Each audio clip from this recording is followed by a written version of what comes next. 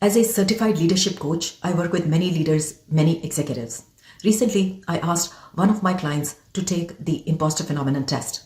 He was shocked to see the result, shocked to see signs of imposterism in his behavior. He asked me, Poonam, how did this happen to me? Guys, are you wondering if you have signs of imposterism? If so, then go to the description section of this video and take this 5-minute Imposter Phenomenon test.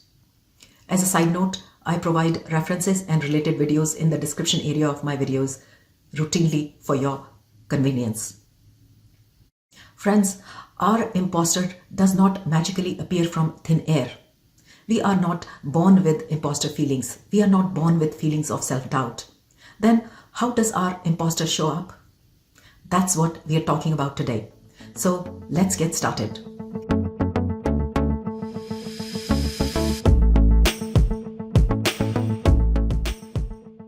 Research indicates that up to 70% of people have experienced imposter feelings at some point in their lives. Guys, are you wondering if you have signs of imposter syndrome?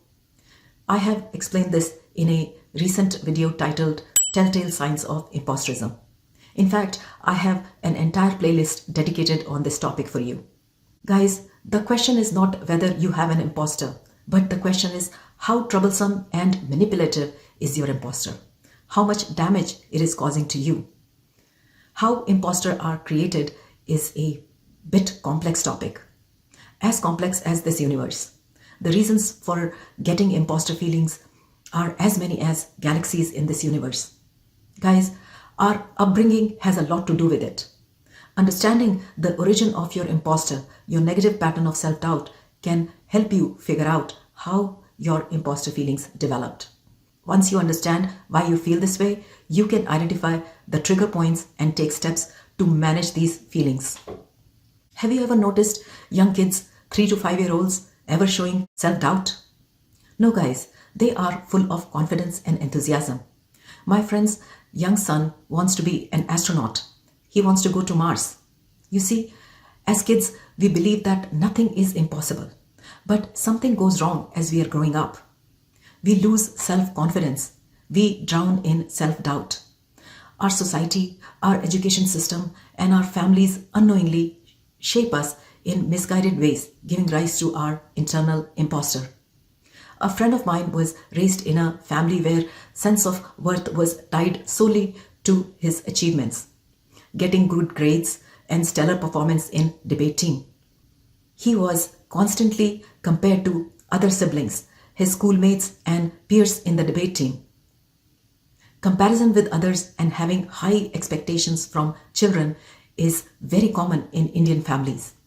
Likewise, in some Caucasian families, there is expectation from kids to be stellar in sports, soccer, football. My daughter was in swim team in school and I wanted her to ace every tournament like many other parents. I later figured that my approach was wrong. Friends, when parents set high expectation, high standards without considering the individual capabilities of their children, it can create a sense of inadequacy and self-doubt in kids.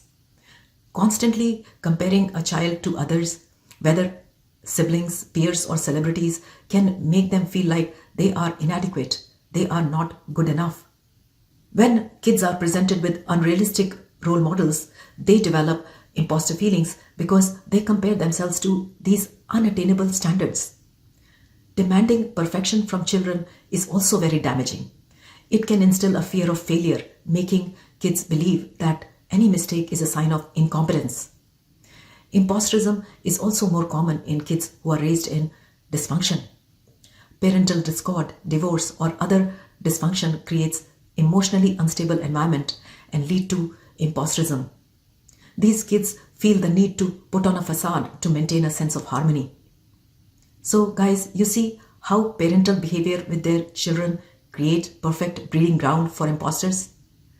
When parents talk to kids like, you are the smartest kid in the world, you are the best kid in your school at math, you are most talented artist ever, parents put a lot of pressure on them. Of course, kids try to please their parents, but they can never be good enough. They can never meet parental expectations. Guys, fear of losing love or approval of parents if they don't constantly measure up can leave children heartbroken. They feel like a failure. So let me ask you, when you were growing up, were you compared with other siblings, your friends? Were you expected to compete with peers or celebrities? How did that make you feel? How did that affect your self-image? Guys, unfortunately, many of us have gone through this while growing up. The funny thing is that as parents, we tend to do the same to our children. Don't do it. This kind of behavior is very damaging to our children. I learned this lesson hard way, but you don't have to. Such behavior from parents send a message that if you are not the best, then I won't love you. Conditional love is a punishment. The strings we attach to our kids really stifles their self-esteem. So we must learn to love them unconditionally, as I mentioned in my earlier video. If you are raising kids, then never set unrealistic expectations. Do not demand perfection. Never compare your children to others. Never compare them with unrealistic role models. Appreciate their effort, encourage them, encourage their every move, and love them unconditionally. Now, why does a coach who deals with adults is talking to you about how to raise kids? Because I coach these kids when they grow up to be adults and they struggle to achieve their highest potential because of their imposter feelings, because of self-doubt. As a coach, I have to undo the damage caused by this kind of familial and societal conditioning. These wounding messages during childhood remain stored in our subconscious mind and create self-doubt, imposter feelings. Guys, the bottom line is that we must raise our children with great love, empathy, and compassion. Love for all should be our mantra. Take charge.